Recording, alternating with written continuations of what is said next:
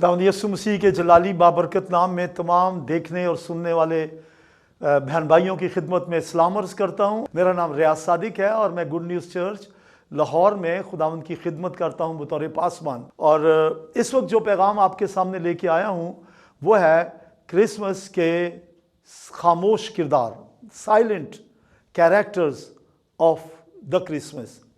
तो मैं पढ़ूंगा मीका नबी की किताब, उसका 5वां बाब और उसकी दूसरी आयत। यहाँ लिखा है, लेकिन ए बैतलहम अफराता, अगरचे तू यहूदा के हज़ारों में शामिल होने के लिए छोटा है, तो भी तुझ में से एक शख्स निकलेगा और मेरे हुजूर इसराइल का हाकिम होगा और उसका मसदर ज़माना साबिक हाँ कदीमुल अय्याम से है। ये प्रोफेसी मीका नबी ने तकरीबन 730 साल कबल मसीह में की थी और इसमें जो ज़ोर ये दिया गया है कि एक बादशाह पैदा होगा जो इसराइल का बादशाह होगा और वो बैतलहम में पैदा होगा। और ज़ाहिरी बात है, हम बड़ा दिन मना रहे हैं, क्रिसमस मना रहे हैं, तो ये खुदावंद यीशु मसीह के हवाले से ही है जो मैं बयान कर रहा हूँ कि ये खुदावंद यीशु मसीह की निस्बत से ये प्रोफेसी की गई है। और मैंने कहा कि मैं खामोश किरदार बयान करूँगा, तो पहला किरदार तो इसमें बैतलहम ही है जो एक छोटा सा शहर था। और बैतलहम के मानी है रोटी का घर, और इसका एक और नाम जो यहाँ पे दिया गया है वो है अफराता। अफराता के मानी है फलदार। और अगर हम पैदाइश की किताब के 48वें बाब की 7वीं आयत में पढ़ें तो वहाँ लिखा है कि अफराता दरअसल बैतलहम का ही नाम है। तो गोया खुदावंद यीशु मसीह के बारे में ये कहा गया कि वो बैतलहम में पैदा होगा। और आपको याद होगा कि जब मजूसी बादशाह के महल में गए, हेरोदिस के महल में, और बादशाह ने उल्मा को जमा किया और उनसे पूछा कि खुदावंद की पैदाइश कहाँ होगी, प्रोफेसीज क्या कहती हैं, तो उन्होंने कहा बैतलहम में। तो गोया हम देखते हैं कि ये प्रोफेसी जो है ये तकमील उसने पाली।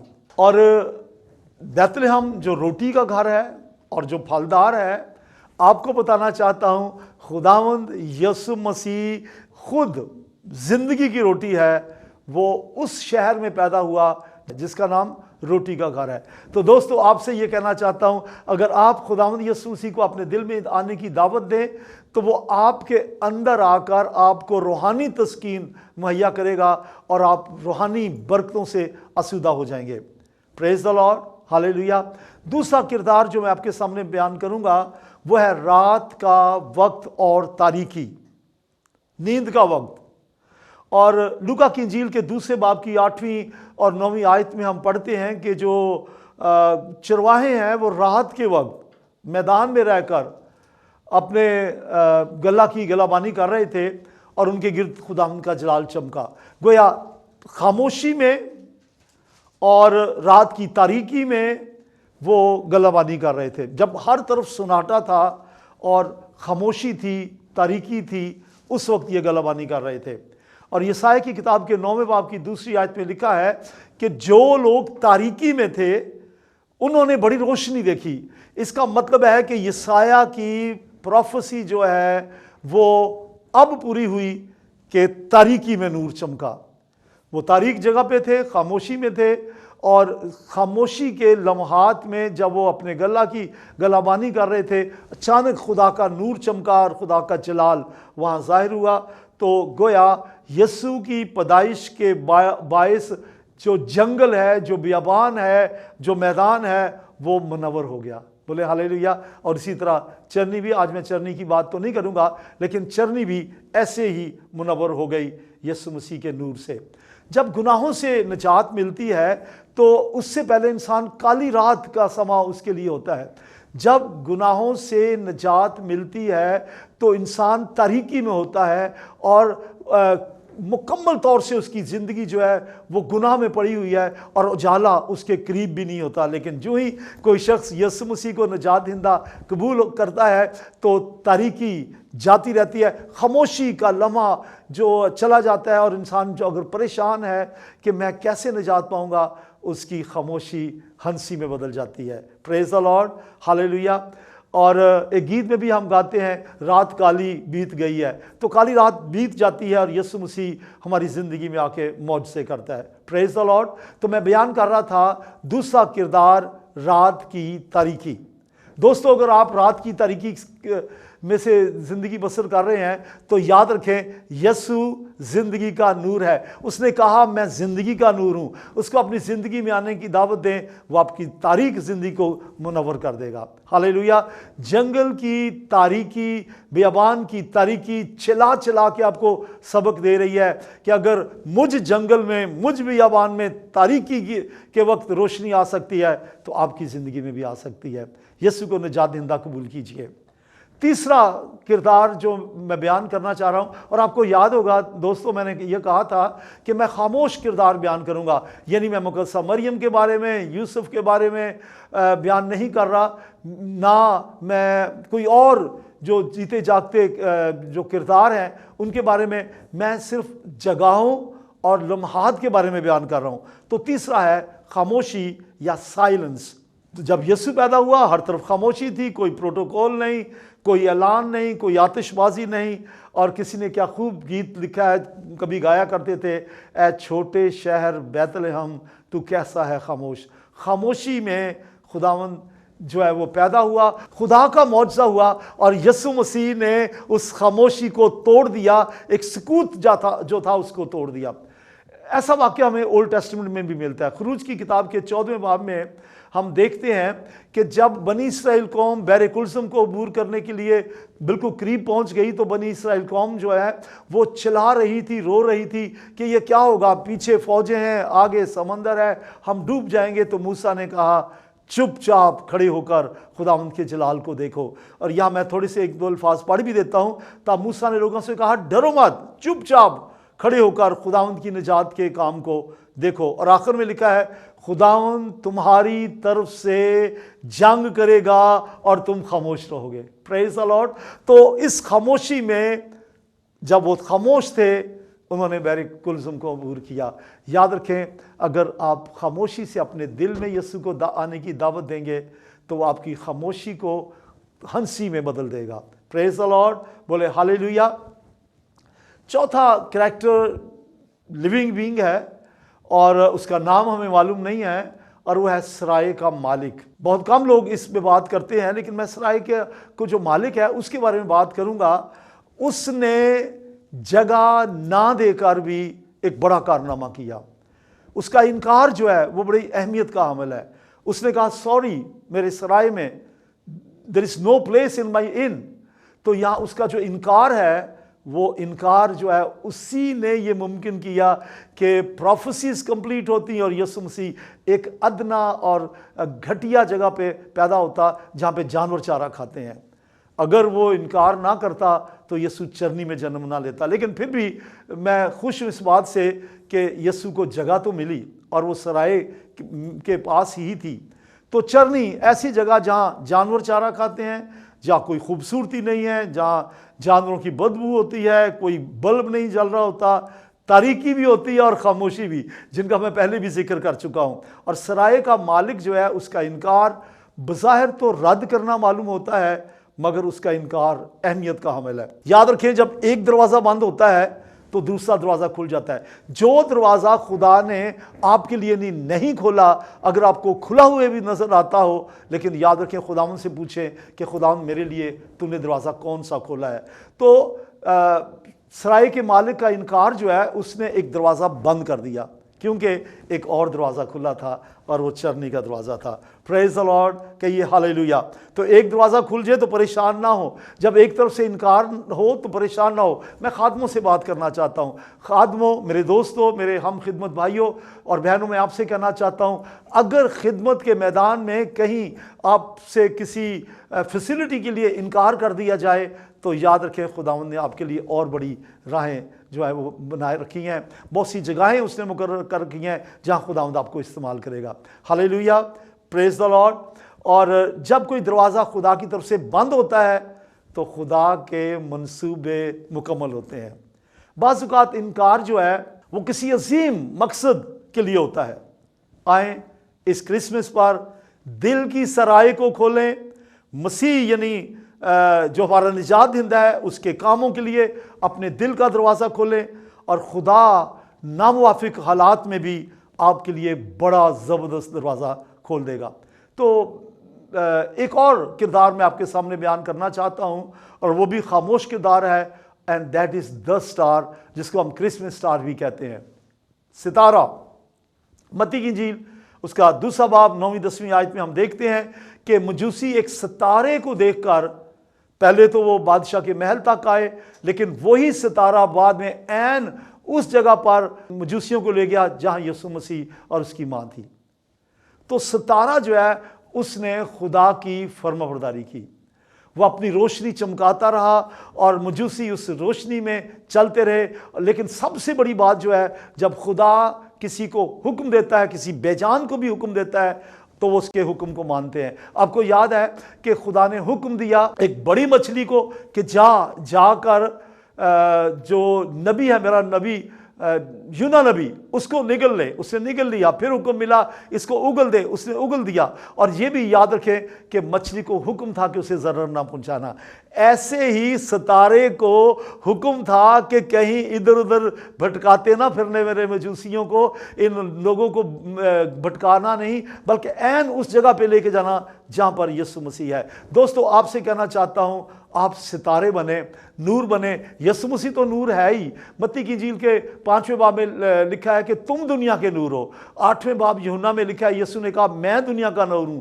یسوع دنیا کا نور ہے اور وہ آپ کو بھی نور بنا دیتا ہے۔ ستارے کی مانند چمکے۔ مجھے یہ بچپن کا سنڈے اسکول کا گیت یاد ہے جس میں ہم گایا کرتے تھے، بچوں تارے کی مانند تم چمکو۔ تو پھر تارے کی مانند چمکیں، نور بنے، اور ان بھٹکے ہوئے لوگوں کو جو مسیح کو نہیں جانتے، جو گناہ میں پڑے تڑپتے اور کرا رہے ہیں، خادموں، ایمانداروں، میری بہنوں اور بھائیوں، لوگ آپ کا انتظار کر رہے ہیں، کاش کہ کوئی آئے انہیں راہ راست پہ لے کے آئے۔ جیسے ستارہ مجوسیوں کو لے کر اس جگہ پر لے گیا جہاں پہ یسوع مسیح تھا، ویسے آپ لوگوں کو یسوع کے پاس لائیں۔ بولے ہاللیلویہ۔ نور بنے۔ راستہ خواہ کتنا بھی کٹھن کیوں نہ ہو، راستہ خواہ کتنا بھی دشوار گزار کیوں نہ ہو، کتنی بھی تاریکی کیوں نہ ہو، کتنی بھی خاموشی کیوں نہ ہو، ستارے بن کے لوگوں کو مسیح کے پاس لائیں۔ فلپیوں 2 باب کی 14-15 آیت میں ہمیں ملتا ہے جہاں پہ لکھا ہے کہ چراغوں کی مانند دکھائی دو۔ تو دوستو، چراغوں کی مانند دکھائی دیں، اور لوکا کی انجیل میں لکھا ہے تمہارے چراغ جلتے رہیں۔ تو ہم منور رہیں، ہمارے چراغ جلتے رہیں، ہم منور ہوں، ہم ستارے بن کے لوگوں کو مسیح کے پاس لے کے آئیں۔ پریز دی لارڈ۔ اور پھر ایک اور گیت مجھے یاد آ گیا، سنڈے اسکول میں ہم گاتے تھے، اور وہ تھا، پیارے پاکستان میں لائیں گے ہم نور، اس کا سب اندھیرا جلدی ہوگا دور۔